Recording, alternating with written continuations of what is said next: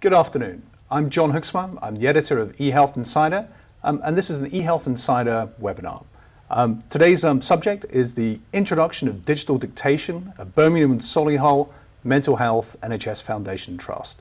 The webinar is made possible thanks to the support of BigHand and BlackBerry, and I'm joined today by two fantastic speakers, both from the Trust. Adam Carson, who's the Head of Medical Projects and Planning. Hi, Adam. Hi. And Gunther Empel, who's the Program Manager at the Trust. Hi, John. Mental health has been one of the most innovative parts of the NHS in recent years on its introduction of IT, and has particular challenges with many sites and of workforce out in the community. The Trust at Birmingham and Solihull has been particularly innovative in how it's beginning to give mobile tools in the hands of those workers. And this promises to be a particularly fascinating webinar. Before we go any further, it might be useful to actually have a look at the app. Quick screenshot should be in front of you now, actually showing what the BigHand digital dictation app looks like on the BlackBerry device. And we're hoping that today is going to be a particularly interactive webinar. So to help warm things up, we're going to ask readers to vote on a poll question, which you should be seeing coming up on screen any second now. And the question that we're beginning with is, would you consider implementing digital dictation on BlackBerry in your Trust? And there's two options there, yes or no. And we'd like to ask you to vote on that. I can see the votes coming in now. Give that another few seconds for the votes to steady down. And we'll come back to that question later on. That's great. Okay. Well, I think it'd be great to sort of start by asking you, Adam, to tell us a little bit more about the Trust. Sure, yeah, and perhaps to put our work with digital dictation into context, we're a fairly large mental health trust, one of the largest in the country. We've got 80 to 90 sites spread across quite a geographically diverse area. We cover a population of around 1.2 million with 4,000 staff. A lot of our work takes place out in the community, so we've got a lot of staff visiting patients at their homes and travelling around the organisation. Right. And what we were really looking to do was increase the availability of mobile working to our staff.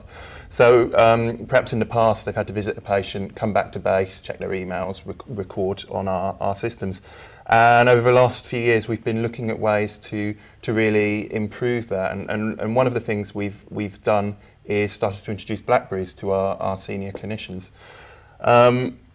As we started to look at what we could use BlackBerries for, digital dictation became something that was very interesting to us. So in the past we've had staff that have dictated into dictaphones and transported the tapes to their secretaries to type up. But a lot of toing and froing, I'm guessing. Absolutely, an awful lot of toing and froing. So we were looking at ways to minimise this toing and froing and perhaps to improve the security and the efficiency of our staff. Okay. I think we've got a slide here which actually shows the very large patch that you cover. That's quite a bit of sort of ground that you cover there. But perhaps, Gunther, you could tell us a little bit more about what were the kinds of issues that you found that you were sort of having as a trust. Adam touched on that, but perhaps you could just expand a bit. Yes, some of the issues were that obviously the clinician dictated wherever they were actually working, which could be on a separate or different location from the medical secretary. Now, sometimes that could be across the city, and therefore taking the tapes back to the secretaries may not always have happened as quickly as it was required. Okay. So there was a delay there. Another delay would be that when the secretary got the tape, the secretary wouldn't actually not know how many dictations were on that tape, which could be 1 or 2, it could be 50, and which ones of those were important. So again, they would need to start typing the letters from the beginning of the tape without realizing there might have been an important letter near the end of the tape. So those are some of the issues that we had really, and which resulted in actually being able to send letters out to the clients or to the GPs. And digital dictation, we hoped, were going to reduce those issues. So to summarise then, the aims of the project, Adam, were what? What were you hoping to achieve by the introduction of digital dictation? I think our primary objectives were to create a more mobile and flexible workforce, and to improve the efficiency in the transfer of patient information. Like all NHS Trusts and organisations generally at the moment, we're looking at ways to be more efficient, and really digital dictation is an enabler for some of the sort of significant efficiency challenges that we're facing. Okay, fine. So basically, I mean, moving kind of sort of along, what was the approach that you've taken? I understand that you began with a pilot, Gunther. Perhaps you could sort of talk us through that and where you started and how you moved on from there. Yes, initially the trust or the medics that were involved in the project identified our requirements that we would have of the system. So we documented those. We then went out for tender and selected a supplier, and with the supplier we worked to set up 2 small trials of the concept, which involved us 2 small teams that already had BlackBerries given to them. So we trialed out the application on the BlackBerry, and we checked how that the system worked from the medic doing the dictation to sending the dictation right to the secretary. Now the sending is quite easy because it's all set up within the system, so the clinician didn't have to worry where they need to send. All needed to do is press the send button.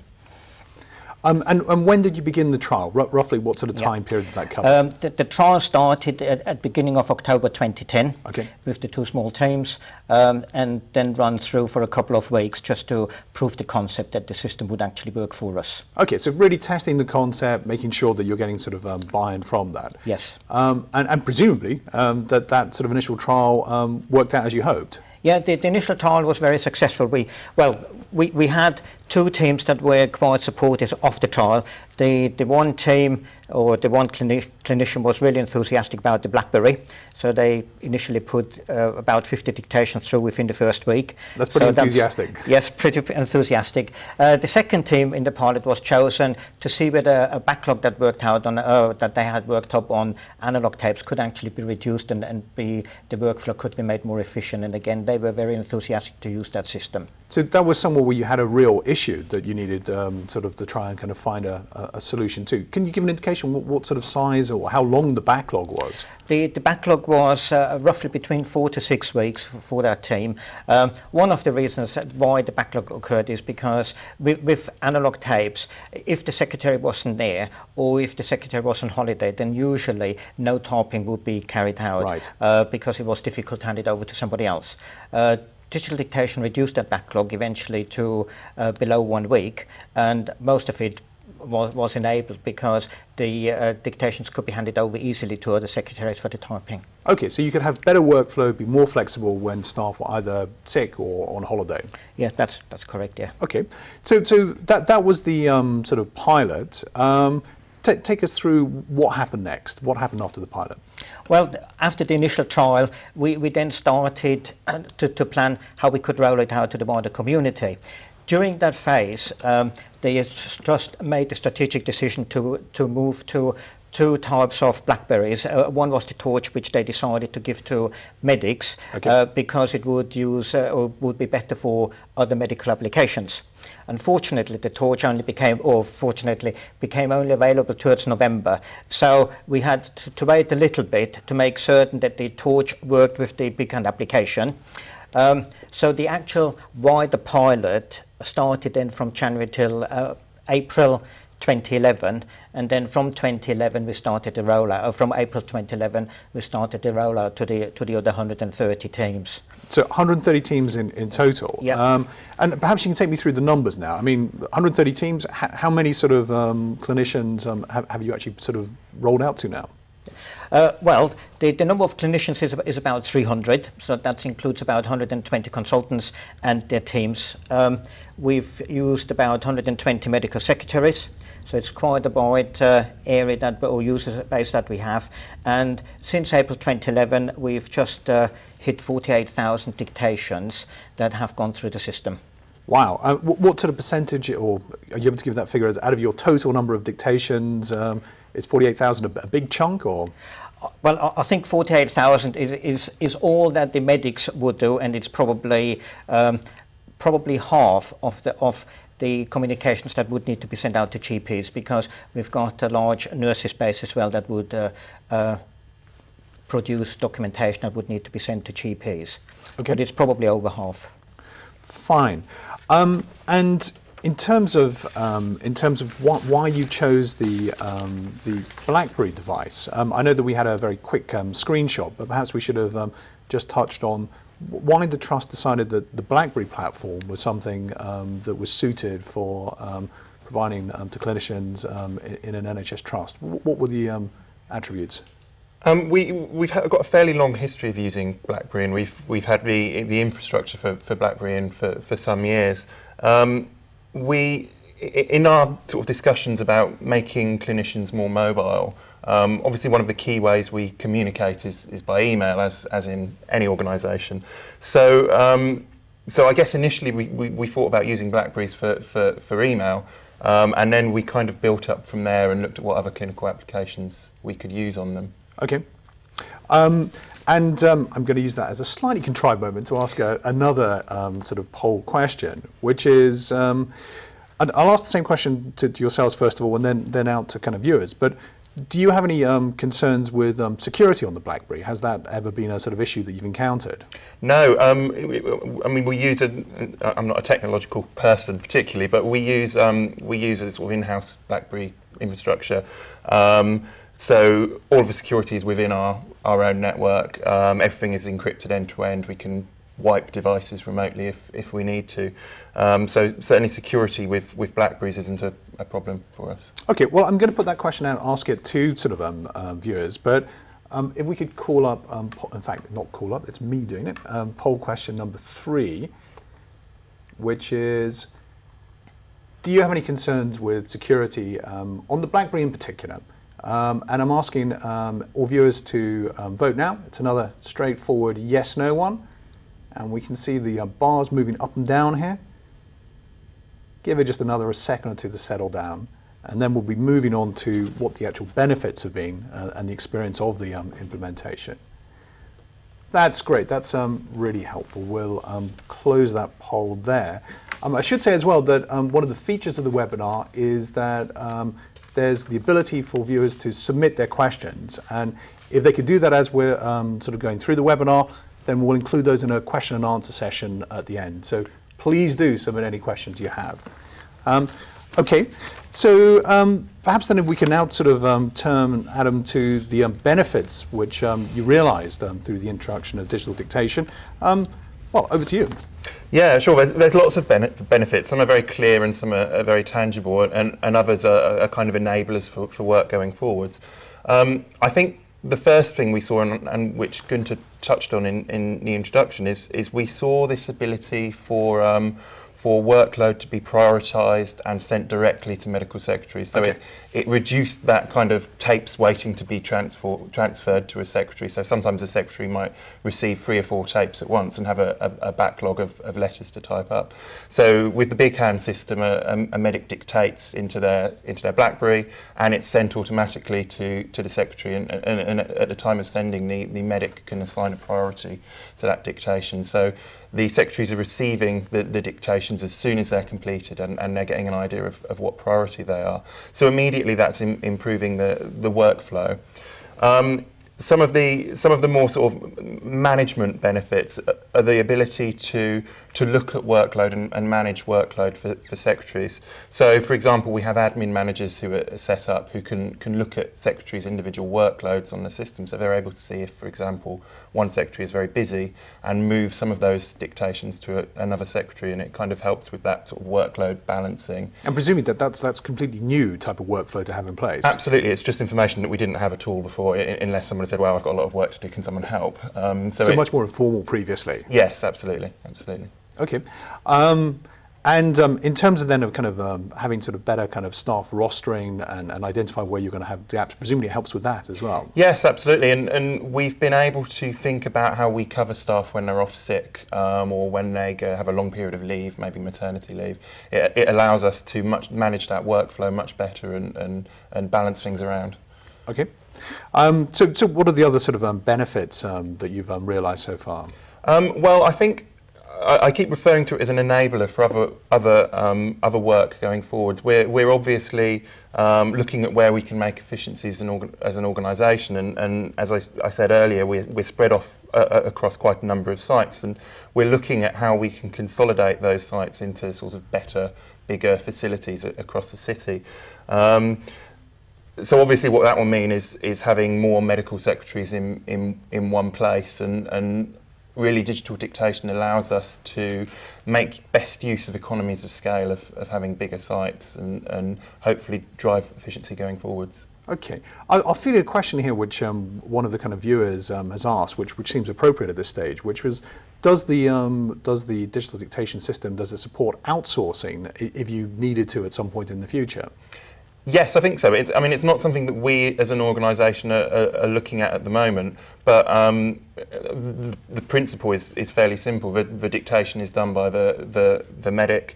It's sent across to a person who types it up. So at the moment, those people are in our organisation, and going forwards, that's still our plan. But there's no reason why that outsourcing element couldn't be built in. Okay, turning to the kind of the type of feedback you had from sort of users, you know, when you put new technology in the hands of users, you know, sometimes it's a bit of a change. It's something people are unused to. What sort of response, Gunther, did you get from sort of users as you gave them the BlackBerry device and digital dictation? The response was really good from people. Now, I had one consultant who already had an iPhone. They weren't initially saying as well would they needed another BlackBerry or another device that had similar functionality.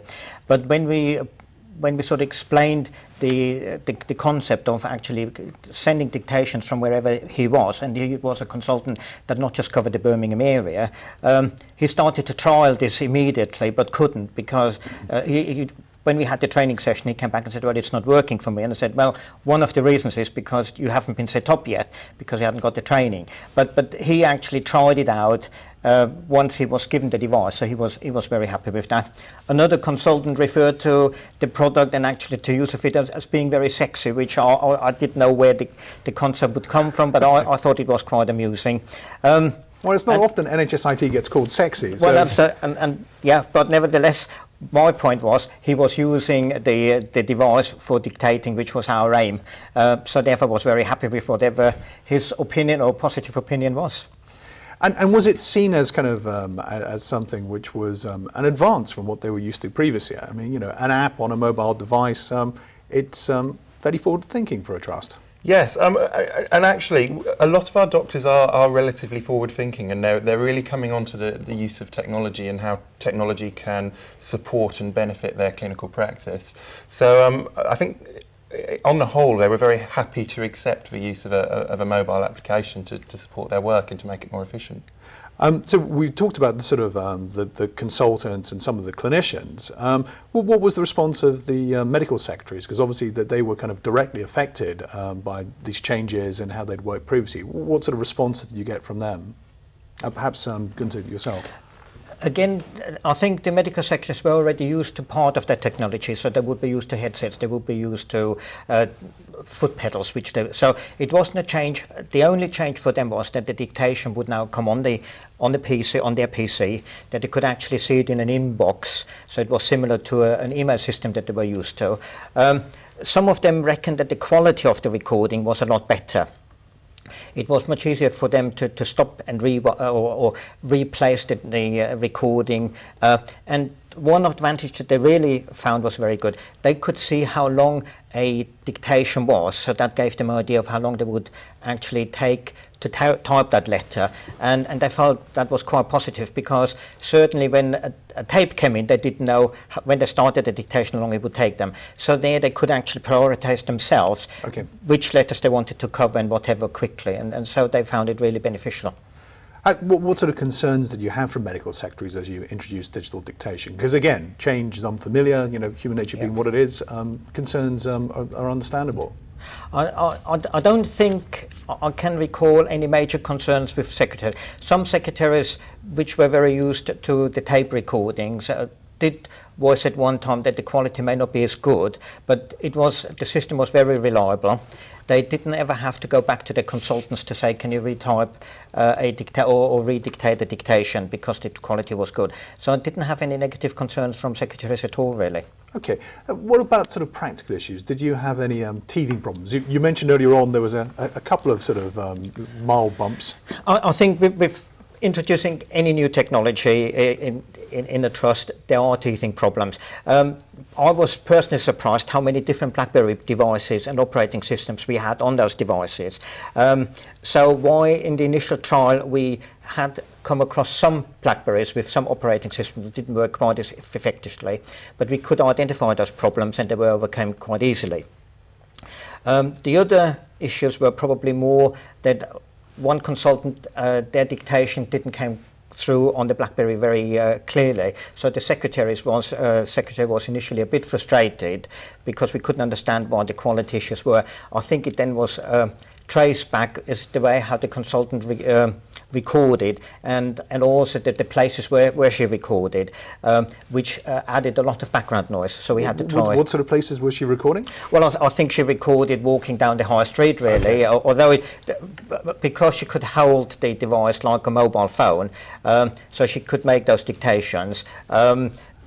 Sometimes probably while she was doing other work, so therefore you could hear the background noise. But again, I've checked again the statistics, and I'm happy to report actually that the consultant still uses the BlackBerry for recording dictations, and the secretary seems to be happy now to actually that the quality is quite good. Okay.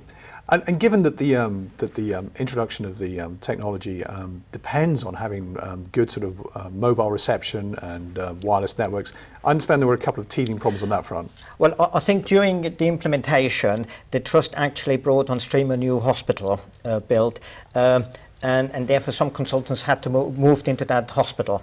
What we didn't realise at the time that the mobile phone coverage in that hospital was quite low. So we had one consultant that dictated on the BlackBerry, but then in order to send it to the secretary, which was just a couple of rooms down the corridor, he actually went out onto the car park to send it. Once that was realised, we obviously improved the mobile telephone reception in the hospital, and again that problem was quickly sorted, and they can use the devices again how they should be, and I hope that there's no other consultant that has to go onto the car park, especially in the rain, to send any dictations through. But that sounds like a tip for anyone else going in this way, is don't send your consultants out to the car park in the rain. Yes, that probably is quite a good tip. We've had another sort of question come in from a viewer, which perhaps would fit in quite nicely at this stage, which is it's from Jeremy Layton. And Jeremy's question is, we've tried recording dictations using BlackBerries in Cumbria. We've had issues which we think are related to network coverage with our mobile network provider. We found upload speeds were slow, and we sometimes get stuck on the BlackBerry. Have you had any sort of similar experiences whilst introducing digital dictation at your trust? I think probably other than the situation Gunther's already spoken about, not really. But then we're an urban trust with very good mobile phone coverage. I mean, we've done other things such as started to introduce Wi-Fi into our bigger sites, which obviously helps. But generally, no, we haven't experienced those problems. Okay. We'll just take a couple more questions at this stage, and then we'll come to further questions at the end. But please keep the questions coming in. This one's from Aaron Edwards, and Aaron's asking, are the recordings straightforward, or is the clinician making the recording able to assign a reference to the dictation, such as type of recording or its urgency? The screenshot, admittedly, we only showed the sort of first screen, seemed to show it as being quite basic. It is incredibly basic. I mean, it's a case of opening the app on the BlackBerry, pressing the record button, talking into it, pressing end when you're finished. You can stop and start as you're going, and you can rewind if you want to, but you don't have to. You can just do a straightforward recording, and then pressing the send button. And at the time you press the send button, you can assign it a priority. And I think the priority levels are customisable by us as an organisation. Okay. It's very easy to use. So simple, easy, interchangeable. Okay, so having got this far, what's the next stages in the rollout, first of all, of digital dictation using sort of BigHand on the BlackBerry device? Have you rolled out as far as you're going to go, or are you going to now go further to more users? Well, we covered digital dictations in the first phase of this project for all medical staff. We obviously have nurses and we've got psychologists in the trust. And we're certainly looking to roll it out, to roll digital dictation out to the psychologists. Recently, we just brought on a non-clinical team, which was our legal team. They have to carry out recordings and they work from different locations. So they were brought onto the system about a couple of weeks ago, and they make use of the system. So yes, we would want to roll out digital dictation into all areas, or everybody that actually has to use dictations.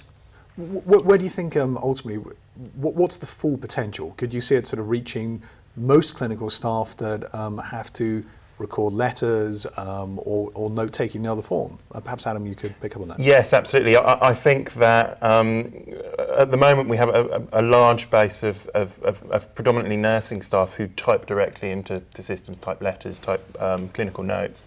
And really we want to look at ways to improve the efficiency of processes for them, because obviously the last thing we want is clinical staff to spend their time doing administrative tasks. Sure.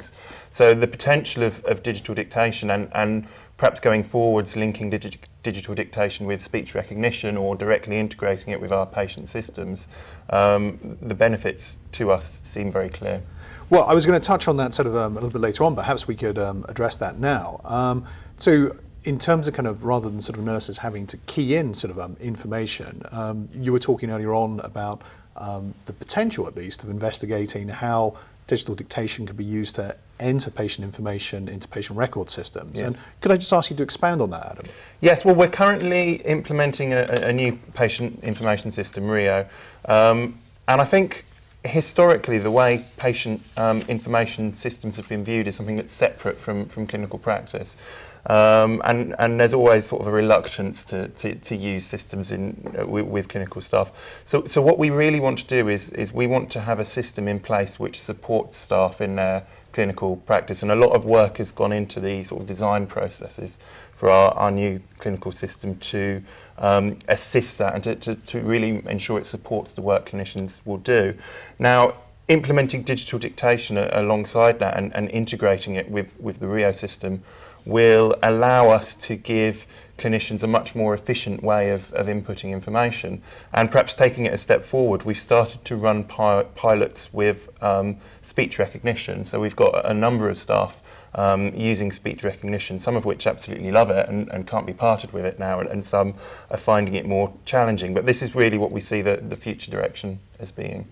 Okay, and can you put any kind of just approximate timescale over when that might start to kind of be realised at the Trust? Well, in terms of speech recognition, we're looking at it right now. We've got these few pilots going on. Really, I guess it's something over the next couple of years we want to look at, and we need to be very, very sure and very clear that it's providing value for money for us, and it's actually supporting clinicians in the way they do their work. But providing we can improve those things, I think it's something we'd want to roll out in the not too distant future. Okay, and then sort of also, I understand that you're kind of looking at workflow and clinical documentation. Perhaps you could give a few more details on that. Yeah, we are, as I said earlier, we're kind of integrating into these bigger sites, and as we do that, we really want to start to think about the way people work and making sure the processes we have in place support them. Obviously, with bigger sites, we've got more people working together, and that allows us to make use of sort of economies of scale. So really, the use of mobile devices in general is supporting that workflow. Okay. And as part of this, I understand that sort of one of the first steps that you're looking at is how you can use kind of speech to authorise certain processes. Gunther, you were touching on that earlier. Yes, I think that's one area. When we implemented digital dictation, we introduced the concept of dictating on the device and sending it to the secretary. They still at the moment print the letter, hand it back to the consultant for them to authorize that the letter can be sent out. The system would allow us to actually send the completed dictation back, or the document back to the consultant. They could read it on screen and authorize it. And that's certainly something that we would want to expand in the next, to make the system more effective. It's certainly something that we would look up within the next few months to 2 years to actually achieve that. It's something that's available now, we just have not implemented it. But that would really be removing paper from the sort of whole process right up to the point the letter was actually sent. Yes, it could go a stage further, but we certainly would want to reduce the paperwork that we produce. With that, if that authorization works, we could then actually store that letter, that electronic letter, against the patient system, and possibly eventually electronically send it to our GPs, and that's certainly a project that we're currently looking at as well. So hopefully, eventually, implementing a whole electronic workflow. So, I mean, really then it is an enabler for a whole bunch of things which you hope to sort of be able to sort of do in the near future. I think particularly interested in these kinds of webinars is to draw out some of the experience you had in actually implementing the technology. I mean, it sounds like it's been very positive, but inevitably there would have been issues, there would have been road bumps, you touched on them. The consultant out in the rain in the car park, I'm sure, had some choice words about it at the time. But what are the sort of lessons that you take away from this that you'd want to share with anyone else beginning to look at digital dictation or the particular kind of technologies that you chose? And perhaps I could ask you to begin and then you to follow up, Gunther. I think the first thing, the first most important thing when deciding to pilot digital dictation is to think very carefully about where you're doing it, about which teams and which people are best to start that pilot, because you need that buy-in from the most experienced people first.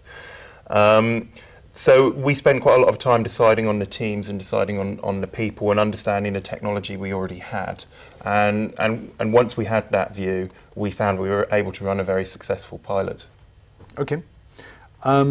And in terms of the sort of requirements, we touched on that you sounded like you had pretty much every model of BlackBerry on every operating system at one point. Anita McLean from University Hospital Aintree has asked, does the BlackBerry need to be a certain specification or model for this to work? I think this digital dictation system works with quite low levels of BlackBerries.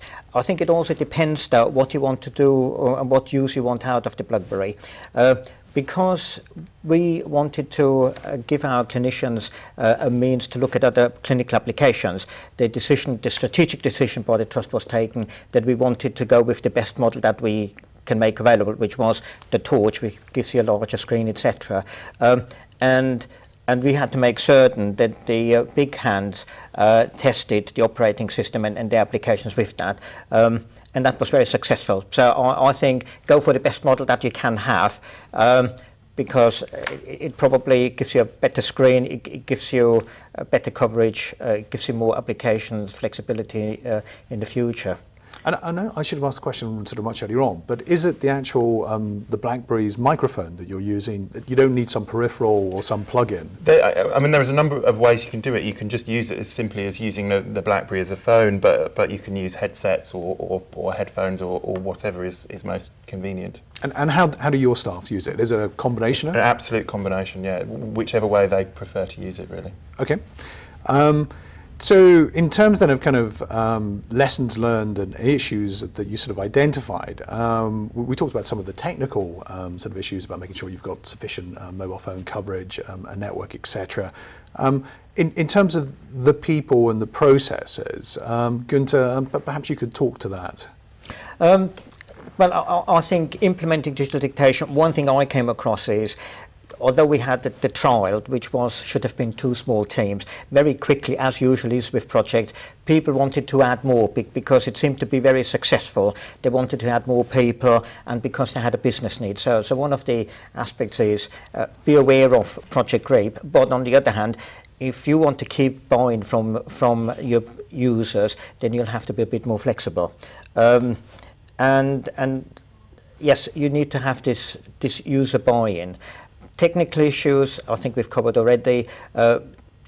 People issues, we didn't have that many. Everybody that we spoke to was very enthusiastic using the system because they could see the benefits, and they could also see that it certainly improved the security aspects, which of course is a major burning point within the NHS anyway, keeping personal information confidential, and this moving towards this system helped the Trust to achieve that. So has this improved your information governance for dictation of letters and clinical correspondence? Absolutely, yes. I mean, there are no physical tapes being transmitted anymore. There's no physical devices being handed over.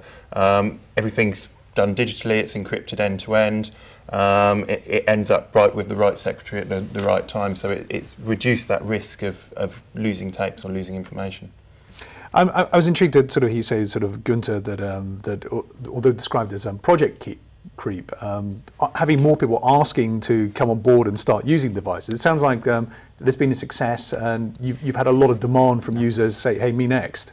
Yeah, it is a success. The reason why I refer to that is, of course, I was quite under pressure to deliver or trial the system, and we should keep a trial within a, because it's not proven yet, within a constrained or restricted area. But because the business need was such, especially in the one department, we actually expanded that. And yes, I mean, in general, people wanted to use the system, and they found it very helpful. And how did you sort of get user buy-in? It doesn't sound like it was hugely difficult, but what were the sort of mechanisms or processes you used to actually get clinical users to understand what you're trying to achieve and to overcome any concerns they had? I think just being very clear with them about the situation, what the issues were, what we could offer them, how it would benefit them. I don't really think any had any problem in seeing the benefits. It was very clear and very easy to sell. Okay.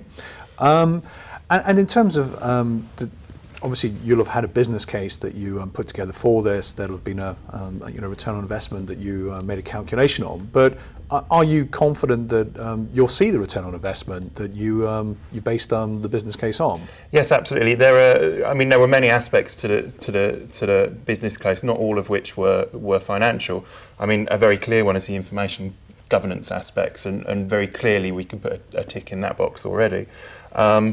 Looking forwards as a means for improving efficiency, we've already seen some benefits in things such as cover for medical secretaries. So now when a medical secretary is ill or on maternity leave, we're able to use the pool of other medical secretaries to move the work around and to support that without having to get temporary staff in maybe to cover.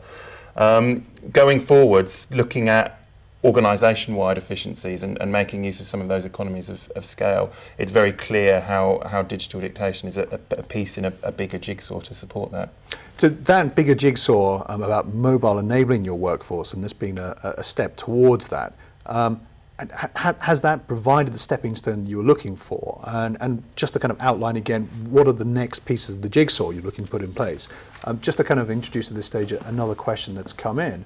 One viewer has asked, are you intending on or looking potentially at digital pens as a mobile technology, again about easing data input, recording of information, particularly for mobile staff? Yes, absolutely. Digital pens are one of kind of a raft of things we're looking at and we've been evaluating, and we've got some staff piloting. It's very easy to look at these things and think, wow, they're going to be great, they're going to help us. But we want to be very clear about ensuring they really do support clinical staff and provide that sort of value for money, if you like, before we start implementing things. Okay. Another couple of questions worth introducing at this stage. Perhaps these to yourself, Gunther. Which is, did you have to train staff, or was it a piece of technology that required some training to get people using it? Well, yes, we did train staff. Certainly, we trained staff. We had the medics and the medical secretary that was typing work for them in one room, explained the system. But because the system is very simple and they were used to using analog recorders, and it's not dissimilar from that equipment. So secretaries were used to headphones and foot pedals. Their difference was that they actually now could see it on a PC, could listen to the recording, and while they were typing on the PC, so there wasn't that much of a change. The medics, they were quite used to using mobile phones anyway and texting, so again, and recording, they were quite easy to actually use the equipment straight away without too much training. So basically, we demoed the system to them, and then we let them try a couple of test dictations. And we had very little retraining requirements from both user sets. Okay. We're going to, I think at this stage, do another poll, if that's okay. Bear with me a second. So the question we're going to go for this time, which is touching on what next, which we've spoken about, is would viewers consider using speech recognition rather than digital dictation, but would you consider looking at speech recognition within your trust? And I'm going to put that question up, hopefully that question. Now, so there you go, the question again. Would you consider looking at speech recognition within your trust? Again, it's a complex yes or no one, and ask you to vote now. Again, the exciting red and green bars are moving up and down in front of us at the moment. 84 yes, 16% no. I think they're settling down a bit. Okay, so there seems to be a lot of interest from sort of viewers in moving to further sort of technologies of this kind. The other sort of one I wanted to ask was, although this webinar is being sponsored by BigHand and BlackBerry, why did you choose BigHand? You know, there's other options out there. What was it about BigHand that commended them? Well, we obviously had a set of requirements that we wanted from a digital dictation system, and we had set those down long before we started looking at suppliers, and we knew what we wanted, and we knew what we wanted to get out of the system and what benefits we expected. We then went through a full tendering process, and at the end of the day, I guess BigHand was the one that most closely matched our requirements, and certainly they've been very supportive and very helpful, as have BlackBerry, through the whole process. And we're very happy with where we got to, and we're very happy to continue working with BigHand. Okay. Another sort of question here which has come in, this one from Deborah McGee, and please do keep the questions coming in. Was it out of the box, or did you require any customization of the software provided by BigHand to support the way you want it to work, or is it literally put it onto the device, bit of training, and off you go? Well, the application comes as a set application which you can install, and you've got server requirements. What you have to put in place is the trust structure.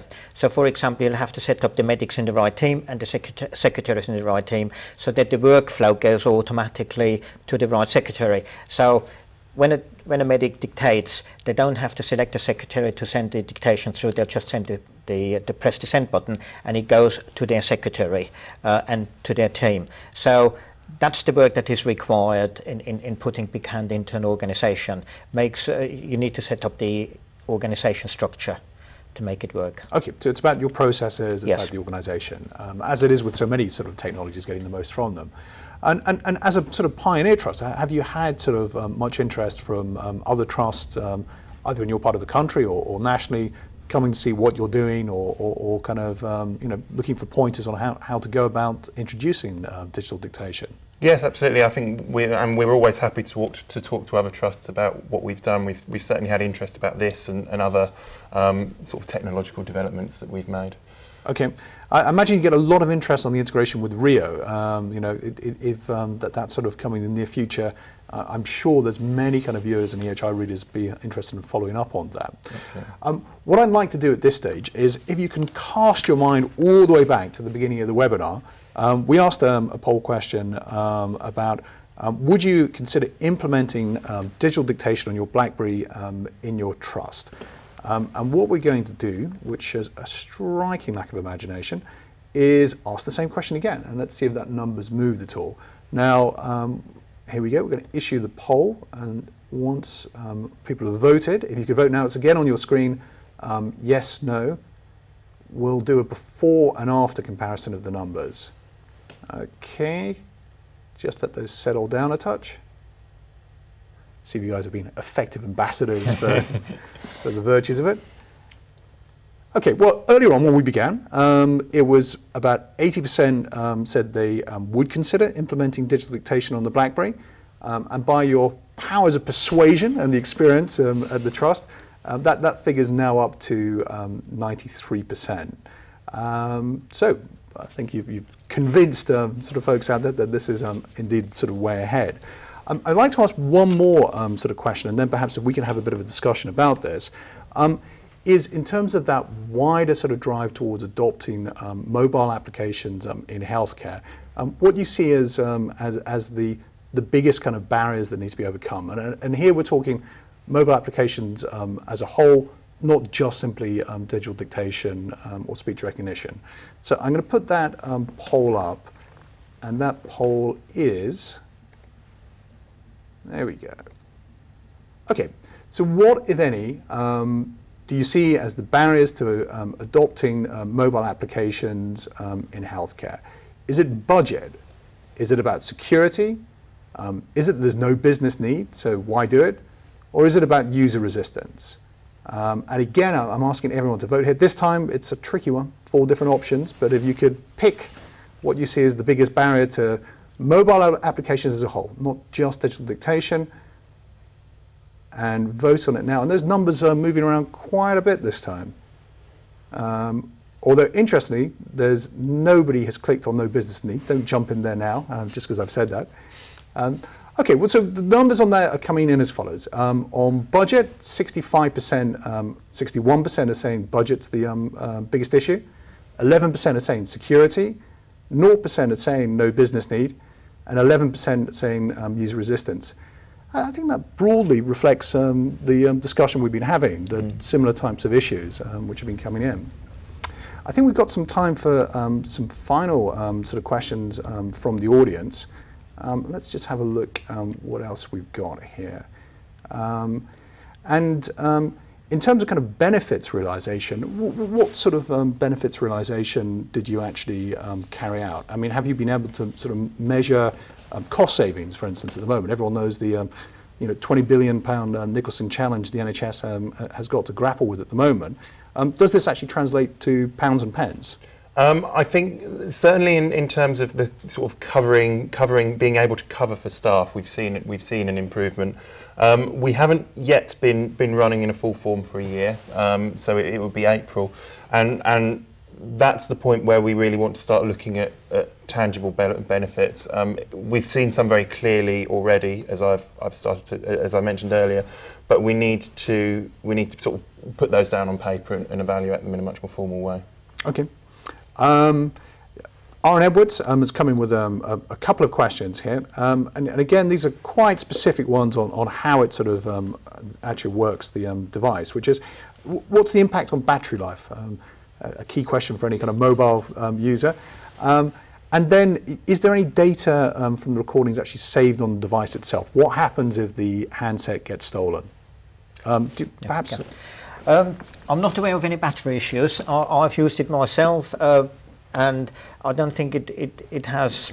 I'm used to actually charge the battery on my BlackBerry every night anyway. You haven't used it on the iPhone then, clearly yet. No, I'm not aware. No user has raised a help desk call that the battery life of the BlackBerry wasn't sufficient.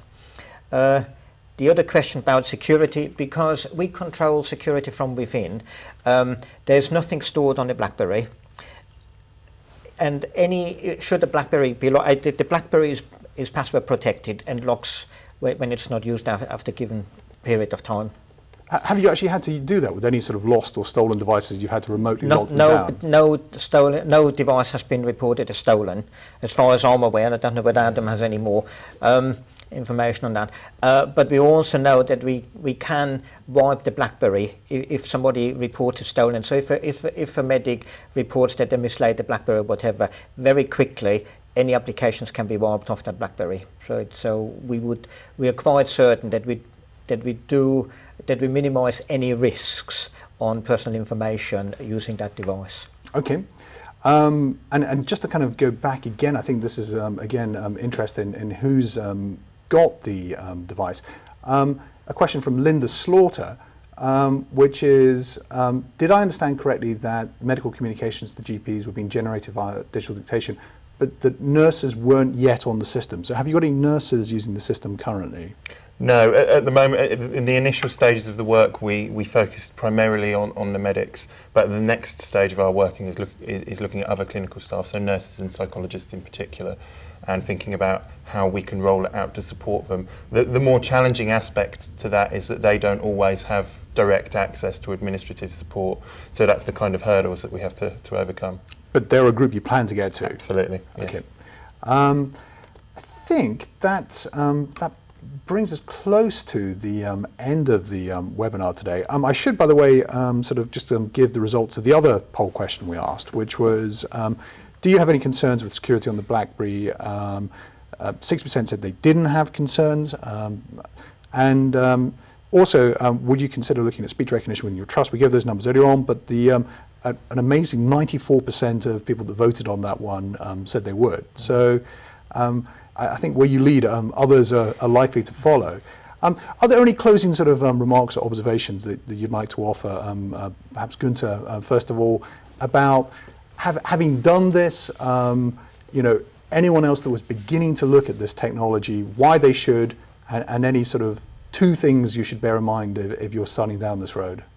Well, I think it is proven that the technology we use is useful to our clinicians, and that must be good for any trust. 2 things to consider. You need to identify what equipment you want to use for this, and actually check out what is in the trust. So you may, you know, and go for the best that you can afford, really. That's the one, and maintain user buy-in, because it's the clinicians and the secretaries that need to use that system. Without their buy-in, you won't sell the system. Okay, so involve the clinicians, and delighted to see you wearing EHI CCIO campaign badges. So yes, good to see that one. What about yourself, Adam? Yeah, I mean, the 2 things I think I'd say is first of all to really kind of support what Gunther said. Listen to the staff, listen to what they want, and listen to what can be done to support the way they work. And I think the second thing I'd say is not to think of digital dictation as a standalone thing. Think about it in terms of a wider service development and service improvement kind of agenda, and think about really how digital dictation can support other developments and other changes that are going on in your organisation. Okay, well, I'd like to thank you both for coming in and talking so well about what sounds to be a fascinating development at the Trust. I wish you every success with the next stages of the project. I'm sure you're going to get a lot of interest in it, perhaps even consider entering for the EHI Awards this year. I'd like to thank all viewers for tuning in to this EHI webinar supported by BigHand and BlackBerry. And join us again soon for the next EHI webinar. Thank you very much. Good afternoon. Thank you. Thank you.